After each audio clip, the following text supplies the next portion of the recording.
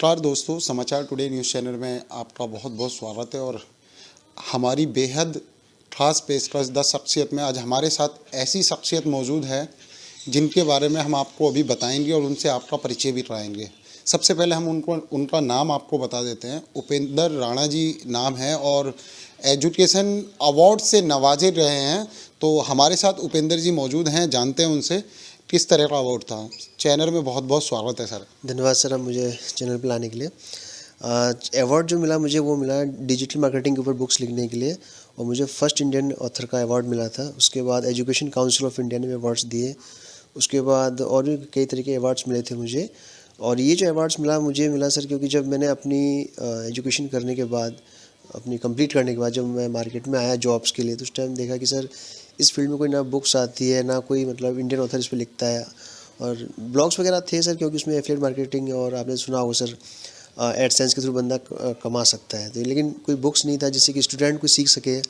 ठीक है, तो हमने इसके चलते सर 2 महीने फ्री भी काम किया था एक कंपनी के लिए। तो वहाँ उन्होंने सीखा। फिर उस समय ही सोच लिया था कि हमें कुछ करना है ताकि आने वाले युवा के लिए हम कुछ कर पाएँ। तो हमने इस पर बुक्स लिखी है, और उसके बाद ये धीरे धीरे चर्चित हुई बुक्स। और स्टार्टिंग में मैंने ई बुक्स निकाली थी, क्योंकि जब मैं पब्लिशर्स के पास जा रहा था इस बुक को लेके, तो वो इसको ले नहीं रहे थे। उनका ये था कि ये बुक चलेगी नहीं चलेगी, क्योंकि मार्केट में नया कंटेंट था एक तरीके से इंडिया के लिए, तो कोई ले नहीं रहा था। तो मैंने इसको एज ए ई बुक निकाली है अमेज़न वगैरह पे, किंडल वर्जन पे। जब वहाँ चर्चाएँ हुई, लोगों में नाम हुआ, गवर्नमेंट ने अवार्ड्स दिए, तो उसके बाद जाके सर फिर मेरी 2 बुक्स जो हैं हार्ड बुक में भी आई है। अच्छा उपेंद्र जी, अवार्ड लेना मामूली बात नहीं होती है, अवार्ड लेना बहुत बड़ी बात होती है। हर किसी को अवार्ड नहीं मिल पाता है।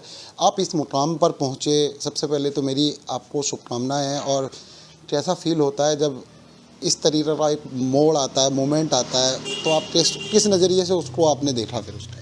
पहले तो धन्यवाद सर, आपने शुक्रिया दिया है।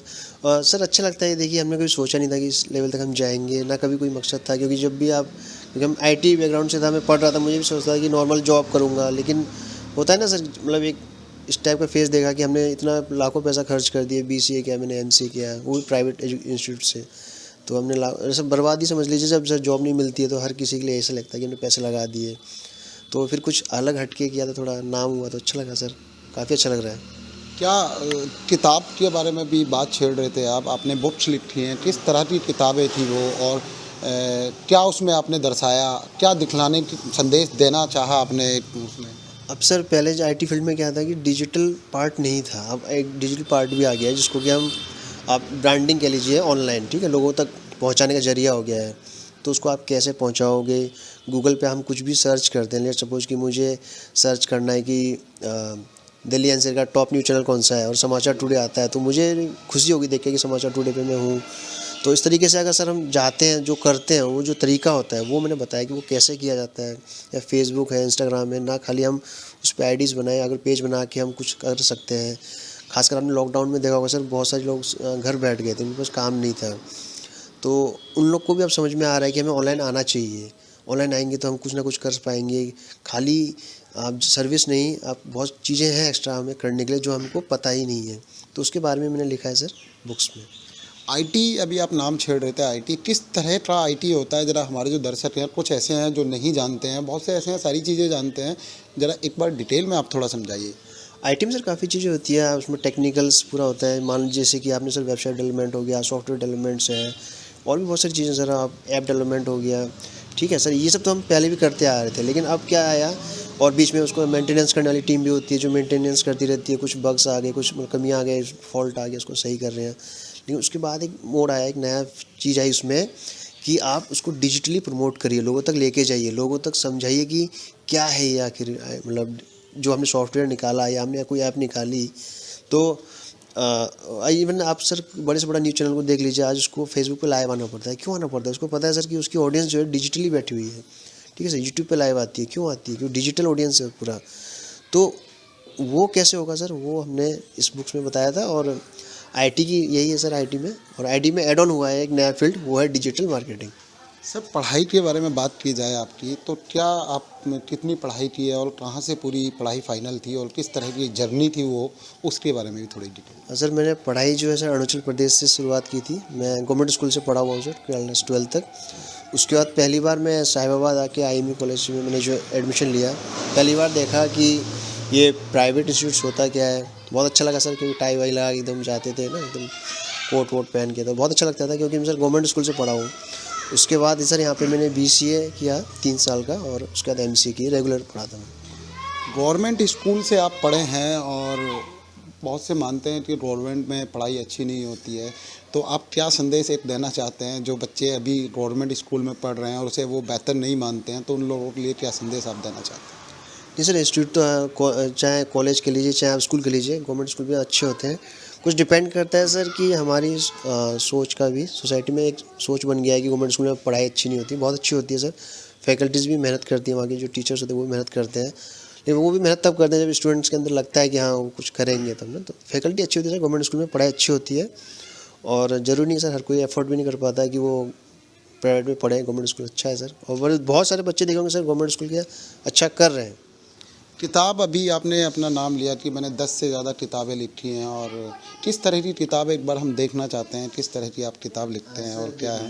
मेरी ये बुक है, ये मेरी बुक है जिसका नाम है step by step guide to SEO। इस बुक में मैंने सर SEO के बारे में बताया है सर। कुछ मेरी बुक्स हैं सर, ये डिजिटल मार्केटिंग टैक्टिक्स के ऊपर है सर। इसमें सोशल मीडिया हो गया, ऐप डेवलपमेंट हो गया, ऐप को कैसे प्रमोशन करना है।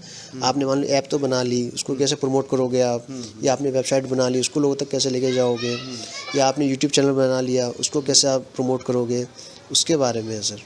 फैमिली बैकग्राउंड की बात की जाए तो किस तरह का अपना फैमिली बैकग्राउंड है, क्योंकि आप जिस अभी फ़िलहाल लेवल पे हैं उसके लिए आपने कितनी मेहनत की और फैमिली से कितनी आपको सपोर्ट मिली सर? सर फैमिली से पूरा सपोर्ट मिला है मुझे, और मेरे फादर मेरे रोल मॉडल हैं। और फादर मेरे गवर्नमेंट एम्प्लॉय थे, अभी रिटायर्ड हो गए, वो गवर्नमेंट स्कूल में प्रिंसिपल थे वो तो। और मेरी मदर जो है हाउस वाइफ है, और एल्डर ब्रदर सर मेरे प्राइवेट कंपनी में काम करते हैं, और वाइफ मेरी अभी फ़िलहाल हाउस वाइफ है। क्या संदेश आप देना चाहते हैं जो हमारे दर्शक हैं, आपको देख रहे हैं और जिनकी फैमिली सपोर्ट नहीं करती है, उनको आप क्या संदेश देना चाहते हैं? सर उनको संदेश ये देना चाहूँगा कि आप अपने फैमिली मेम्बर को सपोर्ट करिए। अगर आपको लगता है कि वो उनमें कुछ एक्स्ट्रा है जो करके दिखा सकते हैं आपको, तो ज़रूर करिए। चाहे वो डांस का क्षेत्र है, चाहे गाने का है, चाहे एजुकेशन में है, किसी भी क्षेत्र में हो सकता है। जैसे मैं लिखने का शौक़ था तो फादर ने मेरा सपोर्ट किया, और कुछ मिस्टेक्स होती थी बचपन में तो वो बताते थे कि राइटिंग में ये स्किल होनी चाहिए आपके अंदर जब आप जा रहे हो उस क्षेत्र में। तो फैमिली सपोर्ट मिलता है तो कुछ ना अच्छा होता है। और बाद में ऐसा हुआ सर, जब सपोर्ट मिला फैमिली का, तो साथ में फैमिली का इंटरव्यूज़ वगैरह भी करवा रहे हैं, न्यूज़ चैनल वगैरह आते हैं, करते हैं, तो बहुत अच्छा लगता है। मुझे भी अच्छा लगता है कि सर मेरी वजह जैसे मेरे फादर वगैरह को TV में आने का मौका मिल रहा है, तो बहुत अच्छा लगता है सर। तो अभी फैमिली के बारे में बात की जाए तो कहाँ आपकी फैमिली रहती है? बेसिकली आप लोग कहाँ से हैं रहने वाले, और अभी क्या है आप?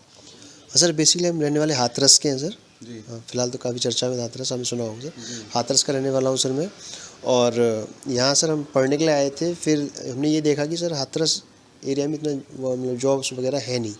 पूरा IT अब नोएडा, गुड़गांव ये सब बन गया, तो हम यहाँ अपने जॉब करते थे। धीरे धीरे फिर हम यहीं पर सेटल हो गए सर। तो वैसे रहने वाला मैं हाथरस का हूँ सर।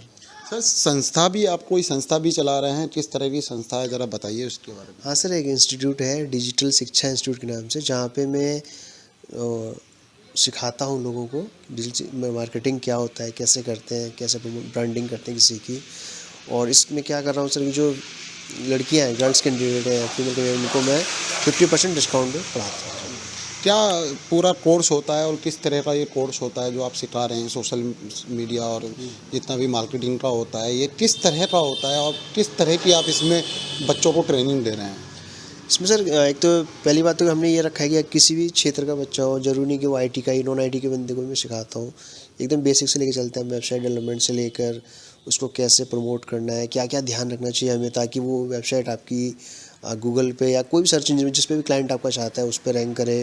या सोशल मीडिया पे क्या बारीकियाँ हैं, कब हैशटैग लगाने चाहिए आपको, कब आप किसी को मेंशन करोगे, तब जाके आपको ज़्यादा लाइक्स, फॉलोवर्स, व्यूज़ आपकी वीडियोज़ पे आएंगे।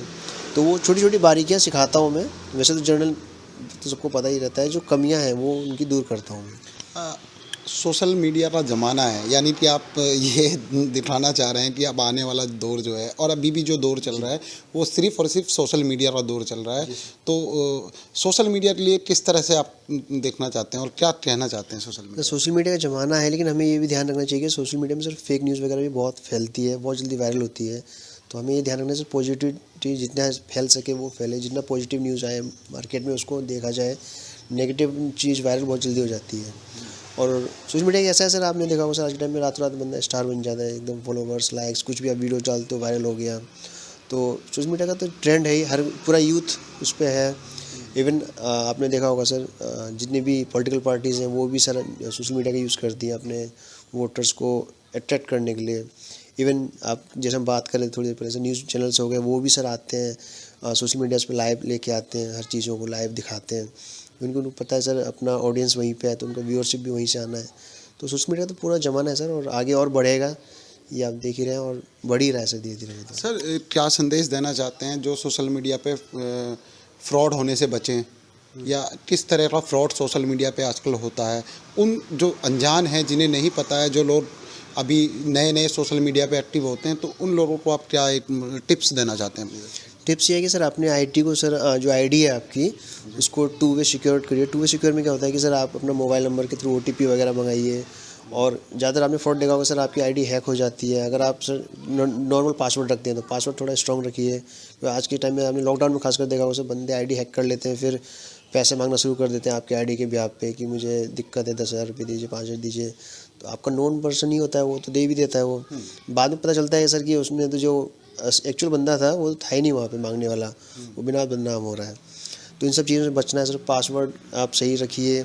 आप कहीं साइबर कैफ़े वगैरह में अपना आईडी अगर ओपन करते हैं, ध्यान रखिए सर आपके ऊपर कैमरा वगैरह तो नहीं है। इन चीज़ों का आप ध्यान रखोगे सर। छोटी छोटी बारीकियाँ होती हैं सर अपनी, कुछ मतलब आप फ़ोटोज़ डालते हो तो उसको देखिए सर आप। हम ज़्यादातर हम लोकेशन लगा देते हैं, वो लोकेशन सही नहीं होता, तो वो उससे सर 2 चीज़ें होती हैं। सोशल मीडिया पे तो चलो लोगों को पता चल जाता है, फिर आपके घर में भी दिक्कतें आनी शुरू हो जाती है। मान लो आपको पता चल गया कि पूरी फैमिली घर से बाहर है, ठीक है, हमने लगा दिया, मैं देहरादून में घूम रहा हूँ, तो अच्छा पीछे सर अभी हमारा एक छोटा सा ब्रेक है, हम ब्रेक पे चलते हैं। उसके बाद अभी बने हुए हैं आपके साथ में, शख्सियत में आप मौजूद हैं आज, और अभी काफ़ी सारी आपसे बातें होनी है। तो अभी एक ब्रेक ले लेते हैं, उसके बाद फिर से आपसे मुलाकात करते हैं। तो अभी हमारा एक ब्रेक का समय है, ब्रेक ले लेते हैं, उसके बाद फिर से दोबारा से हाजिर हैं उपेंद्र राणा जी के साथ में।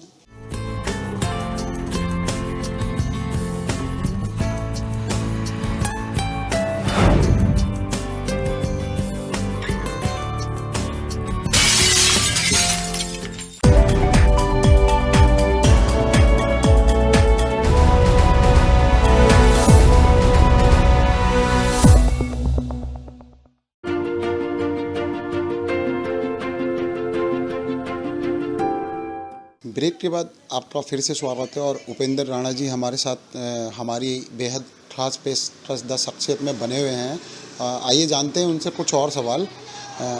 राणा जी, मेरा एक सवाल और है आपसे। सवाल मेरा ये है, आपको अवार्ड मिला, बड़ा अच्छा लगा, अवार्ड मिला आपको, एजुकेशन पे आपने अवार्ड लिया। उत्तर प्रदेश गवर्नमेंट से, उत्तर प्रदेश सरकार से भी आपको कोई सहायता मिली? सर वैसे कहा जाता है अभी कोई सहायता तो नहीं मिली है मुझे, लेकिन ये है कि जब गवर्नमेंट अवार्ड्स मिले उसके बाद पब्लिशर्स ने खुद मुझे अप्रोच किया, और मेरी जो हार्ड बुक्स है वो फ्री ऑफ कॉस्ट पब्लिश की मार्केट में। जैसे कि मैंने आपको स्टार्टिंग में बताया कि ये नया कंटेंट था, इसको भारत में कोई ले नहीं रहा था। तो मैंने जब खुद अप्रोच किया था पब्लिशर्स को, तो उन्होंने मुझसे कहा था कि हम इस बुक को हम निकाल देंगे, मगर उसके लिए हम आपसे चार्ज करेंगे।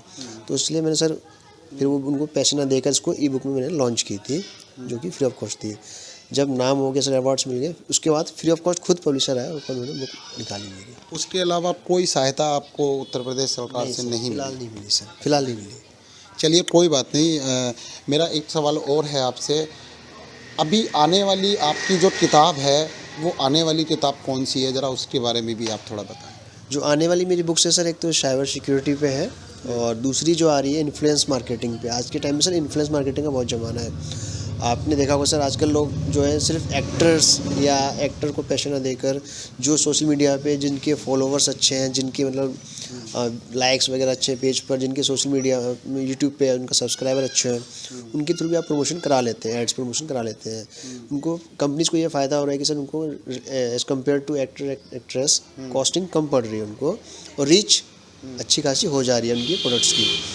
तो वो ज़माना आ गया, उसको इन्फ्लुएंस मार्केटिंग कहते हैं हम। तो इन्फ्लुएंसर्स के उसको कैसे करते हैं, वो कैसे बनते हैं, उसके ऊपर भी मैं बुक लिख रहा हूँ सर। तो ये 2 बुक आने वाली है मेरी। अच्छा, कितनी जल्दी आप ये बुक लेके आ रहे हैं मार्केट में? और सर ये इनको खरीदने का एक ज़रिया आप बताइए, फ्री ऑफ कॉस्ट हैं या पैसे से ली जाती हैं, या फिर इन्हें किस माध्यम से हम पढ़ सकते हैं या ले सकते हैं ज़रा? जो सर मेरी ई-बुक्स है सर वो फ्री ऑफ कॉस्ट है, उसके लिए आपको पे नहीं करना होता है। मगर जो हार्ड बुक है सर वो क्योंकि पब्लिशर के थ्रू आई है तो सर ज़ाहिर सी बात है उनको पे करना होता है, तो उसके लिए सर वो पे करते हैं। क्या क्या अमाउंट आपने घोषित की है, एक एमआरपी किस तरह की उस किताब की है? उस किताब की एमआरपी ज़्यादा नहीं सर, 200 रुपीज़ है सर। 200 रुपये कैसे उपलब्ध है, वो कैसे मिल पाएगी, किस तरह से हम ले पाएंगे? वो सर आपको हार्ड कॉपीज़ तो सर आप शॉप पे भी ले सकते हो, अमेज़न, फ्लिपकार्ट जितने भी ये ई-कॉमर्स पोर्टल हैं उन सब पे भी उपलब्ध है ये, तो वहाँ से भी आप परचेज कर सकते हैं। तो सर आप जो ये किताब लिख रहे हैं, इसके लिखने का मकसद एक समझ में नहीं आया मुझे भी। एक थोड़ा सा मकसद मुझे समझाइए, जो अभी आने वाली किताब है उसमें प्रॉपर तरीके से आप क्या दर्शा रहे हैं अपना? मकसद ये है सर कि देखिए जो साइबर क्राइम है उनको रोका जा सके, तो साइबर सिक्योरिटी के ऊपर इसलिए लिख रहा हूँ मैं कि साइबर जैसे जैसे डिजिटाइजेशन होते जा रहा है, हर चीज़ डिजिटल होती जा रही है, साइबर क्राइम बढ़ रहे हैं। इवन आपने सर बहुत सारी ऐसी चीज़ें देखी होंगी सर, हम जिसको बिना सोचे समझे यूज कर लेते हैं। जैसे बीच में एक फेस ऐप आया था, इवन स्टार जितने भी बॉलीवुड स्टार्स थे उन्होंने यूज किया था इसका सर। ठीक है, सबको अच्छा लग रहा था कि मैं 20 साल बाद कैसा लगूंगा या बुढ़ापे में मेरी शक्ल कैसी होगी, लेकिन बाद में पता चला सर वो हमारा डेटा लीक कर रही है कंपनीज़ को। तो इस तरीके से जानकारी हमें पहले ही अगर मिल जाए तो हम ऐसी चीज़ों को ना इस्तेमाल करें। और आपने देखा होगा सर पेटीएम वगैरह के फ्रॉड कॉल्स आते हैं कि आप ओटीपी दे दीजिए, जी सर, तो वो सब ना हो। तो उन चीज़ों पे सर डिस्कस किया मैंने उस किताब के ऊपर। और इन्फ्लुएंस मार्केटिंग मैंने आपको बताया ही था सर कि इन्फ्लुएंस मार्केटिंग क्या होता है और कैसे उसको करते हैं। सर देश के अलावा, इंडिया के अलावा ये किताब किन देशों में और देखने को मिलेगी? सर ये पूरे वर्ल्ड में बिक्री हो रही है सर, कोई भी ले सकता है इनको, पूरे वर्ल्ड में अवेलेबल है। स्टार्टिंग ही सर मेरा विदेश से हुआ था। जो मेरी ई बुक्स रिलीज़ हुई थी सर वो एक जर्मन पब्लिशर थे बुकरिक्स, उनके थ्रू आई थी sir free of cost market में सर। उनको ये कंटेंट अच्छा लगा था तो उन्होंने इसको एज ई बुक लॉन्च किया था फ्री ऑफ कॉस्ट। सर प्रेरणा बताइए, प्रेरणा कहाँ से आई इस किताब को लिखने की प्रेरणा, और किस से आपको आइडियल होता है? अपना आइडियल है, हमारा भी आइडियल है, आपका भी आइडियल है, तो ज़रा वो आइडियल भी आप सर मेरे आइडियल मेरे फादर हैं, उनकी से प्रेरणा मुझे लिखने की, क्योंकि वो राइटिंग बहुत अच्छा करते हैं। चाहे उनको स्टार्टिंग से मैं देखता था काफ़ी अच्छा लिखना, उनके काफ़ी नोन थे, उनसे आते थे सर हमारे लिए लेटर लिख दीजिए, हमारे लिए एप्लीकेशन लिख दीजिए, क्योंकि टीचर थे वो, प्रिंसिपल बने, तो उनको ये सब मतलब डे टू डे लाइफ में करते थे वो। तो तभी से मुझे प्रेरणा था कि लिखना अच्छा है, लोग बार आते भी हैं आपसे कुछ हेल्प लेने के लिए, तो हम भी कर सकते हैं तो कुछ अच्छा लगेगा। तो उसी के चलते आज हम हेल्प कर रहे हैं सर आईटी स्टूडेंट्स की। उनको जो कॉलेज वगैरह में नहीं सिखाया जाता है वो हम उनको सिखा रहे हैं बुक्स के ज़रिए, तो वो वहीं से प्रेरणा मिली सर मुझे। तो कैसा फील होता है सर? क्या बचपन वाले दिन याद आते हैं? आज आप एक टीचर हैं और एक मतलब आप ये सब किताबें लिख रहे हैं, और उस टाइम पे आप पढ़ते थे, तो वो दिन भी आपको याद आते हैं या नहीं सर? हाँ सर, काफ़ी आते हैं। और जब मैं मतलब किसी के साथ बैठता हूँ तो डिस्कस भी करता हूँ कि मैं ऐसा था, और मुझे खुद को यकीन नहीं होता कि मैं यहाँ तक आ जाऊँगा, सही कहा जाए तो। तो सर ये बताइए, अभी जो हमारे आपको दर्शक देख रहे हैं उनको एक संदेश आप जारी करना चाहते हैं, किस तरह का संदेश उनको देना चाहते हैं? संदेश ये है सर, अपने ऊपर भरोसा रखिए और एक ना एक दिन मुकाम सबको मिलता है सर। स्टार्टिंग कैसी भी हो, ये मुकाम ज़रूर मिलेगा सर आपको, बस मेहनत करना है सर, बस यही है मेरी तरफ से। तो इतना मैं अभी बड़ा हूँ नहीं कि सर मैं किसी को संदेश दे पाऊँ, लेकिन बस एक रिक्वेस्ट है सबसे मेरी कि मेहनत करते रहिए सर, एक ना एक दिन मुकाम मिल जाता है बंदे को। ये बताइए, आपका मतलब फेवरेट स्टार कौन है, और आप क्या अपने लिए भी समय निकाल पाते हैं? हाँ सर, मेरा जो हॉबीज़ है मेरी कही जाए तो सर वो क्रिकेट है। एक तो क्रिकेट खेलता भी हूँ और देखना भी बहुत पसंद है, और मूवीज़ वगैरह भी देखता हूँ। जो मेरा आपने फेवरेट स्टार का कहा सर, मेरा फेवरेट स्टार अमिताभ बच्चन जी हैं सर, उनको मैं बहुत फेवरेट मानता हूँ। और मेरे फादर की भी वही फेवरेट है सर, एक तरीके से कहा जाए तो। और रही बात सर इसमें क्रिकेट में, तो सचिन तेंदुलकर जी का मैं अपना एक तरीके से रोल मॉडल ही कह लीजिए। मैं बहुत कुछ सीखा उनसे, क्योंकि उन्होंने एक चीज़ हमने सीखी उनसे, ये कि आपका काम बोलना चाहिए, आपके वर्ड्स ना बोले, आपके काम बोले तो ज़्यादा अच्छा है। दर्शक उतना आपको देखते हैं। अब बहुत सारी आपने कंट्रोवर्सी सुनी होगी हर क्रिकेटर की। एक सचिन तेंदुलकर एक ऐसा प्लेयर था जिसने आपकी कंट्रोवर्सी आज तक नहीं सुनी होगी। कब हर कोई कहता था कब रिटायरमेंट लेंगे, अब तो चोटिल हो गए, अब तो जाना चाहिए, लेकिन वो जब भी आते थे 1 या 2 मैच बाद उनका शतक लग जाता था, फिर सब शांत, मीडिया भी शांत, हर कोई शांत हो जाता था। तो मैं भी चाहता हूँ सर कि मतलब मेरा काम बोले और वही मेरा मकसद है सर। सर अभी फ़िलहाल सचिन तेंदुलकर जी ने संन्यास ले लिया है और काफ़ी टाइम से वो नहीं है क्रिकेट में। अभी जो नई जनरेशन है बहुत सारे हैं, धोनी हैं, विराट हैं, इनमें आपका कौन ज़्यादा फेवरेट है? सर धोनी हमारा फेवरेट है सर, उन्होंने भी संन्यास ले लिया सर। अच्छा। और फिलहाल कही जाए तो सर पुजारा, चेतेश्वर पुजारा बहुत अच्छा खेल रहे हैं सर, टेस्ट मैच में फिलहाल उन्होंने अच्छा किया सर, वो भी मेरे फेवरेट है। तो फिल्मी दुनिया से भी अभी आपने जिक्र छेड़ा, अमिताभ बच्चन आपके बहुत फेवरेट हैं, उनका केबीसी बहुत इस टाइम चर्चित है, और किस तरह से आप उसको लेते हैं और किस तरह से देखते हैं आप? ये केबीसी सर बहुत अच्छा लगता है मुझे, क्योंकि उसमें काफ़ी चीज़ें ऐसी होती हैं जैसे नॉलेज मिलती है मुझे, और उनका जो केबीसी प्ले अलॉन्ग है वो भी खेलता हूँ मैं, ताकि ये पता कर सके कि हमें कितना आता है उनके सवालों का जवाब, तो वो भी करता हूँ सर। और आजकल के जो यंग एक्टर्स में आपने देखा होगा सर, काफ़ी सारे अच्छे अच्छे एक्टर्स आ गए हैं, जो जैसे कि आपने नवाजुद्दीन सिद्दीकी देखा होगा सर, बहुत अच्छे एक्टर हैं सर, जो मजे हुए कलाकार हैं, उनको देखना पसंद करता हूँ मैं। तो मुझे मतलब इस टाइप की मूवीज़ भी अच्छी लगती है सर, जिसमें थोड़ा रियलिस्टिक हो, थोड़ा बंदे भी ऐसे हैं जुड़े हुए, ज़मीन से जुड़े हुए बंदे हो, उस टाइप के सर मुझे देखना पसंद है। सर आपकी जो दर्शक है जो आपकी किताब पढ़ते हैं, और वो यदि आपकी किताब के अंदर कोई फीडबैक देना चाहें तो आप किस तरह से उसका समाधान निकालेंगे? देखिए सर, फीडबैक दर्शकों को काफ़ी मिलता है मुझे, सोशल मीडिया के थ्रू मिलता है सर। इवन जो बुक्स हम अपलोड होती हैं ई कॉमर्स पोर्टल पे, उन पे रिव्यूज़ के थ्रू मिलता है, किन्हीं को अच्छा नहीं लगा या कोई पार्ट अच्छा नहीं लगा वो बताते हैं। मेल के थ्रू आता है मेरे पास, ईमेल आ जाती है, क्योंकि मैंने बुक के जो एंड पेज है उस पर मैंने अपना कॉन्टैक्ट डिटेल दे रखा है कि आप यहाँ मुझे संपर्क कर सकते हैं, ये मेरी वेबसाइट है, ये मेरी ईमेल आईडी है।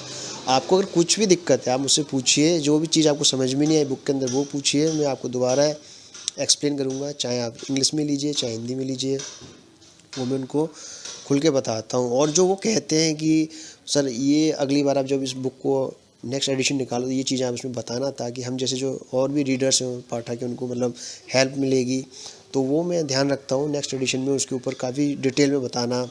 और कि क्या हम चाह रहे थे और हमने क्या किया सर, वो डिटेल में पूरा फिर उसके ऊपर लिखता हूँ मैं, ताकि आने वाले जो रीडर्स हैं उनको दिक्कत ना हो। अपने दर्शकों को बढ़ाने के लिए आप सोशल मीडिया पे किस तरह से एक्टिव होते हैं सर? सोशल मीडिया पे सर एक्टिव होने के लिए आप 3-4 चीज़ें हैं सर। मेनली तो आपको रेगुलर पोस्ट डालना चाहिए, कोई ग्राहक आपका या आपका जो फॉलोवर है आपको फॉलो करता है, उसको आपने गिव अवे दिया, आपने देखा हो सर कुछ चीज़ें होती हैं आप जिसको आपको अच्छी लगी आप उसको चूज़ कर सकते हो, टॉप फैन वगैरह ऑप्शन आते हैं, वो किया सर। कुछ बीच बीच में लाइव्स आ गए, लाइव आने का उनसे आपस में बात की हमने, लाइव उनके सवाल उठाए, उनसे पूछा क्या दिक्कत है क्या नहीं है इस फील्ड में भी और वैसे भी।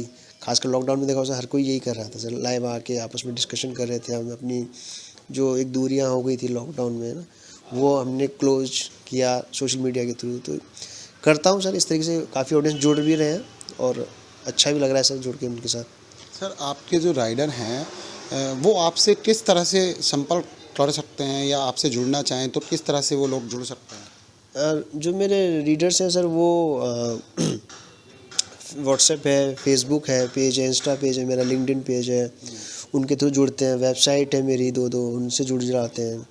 तो मेरी एक वेबसाइट है opinrana.in, उस पर आते हैं वो लोग, उनको खोलते हैं, उन पर कॉन्टैक्ट अस में जाके अपनी क्वेरी फिल करते हैं कि ये दिक्कत है या नहीं है, तो वहाँ मेरे सारे मतलब उनसे जो भी दिक्कत है वो मुझे मेरे पास आ जाती है, फिर मैं उनको सॉल्यूशन देता हूँ, टाइम निकाल कर सबका रिप्लाई करता हूँ मैं।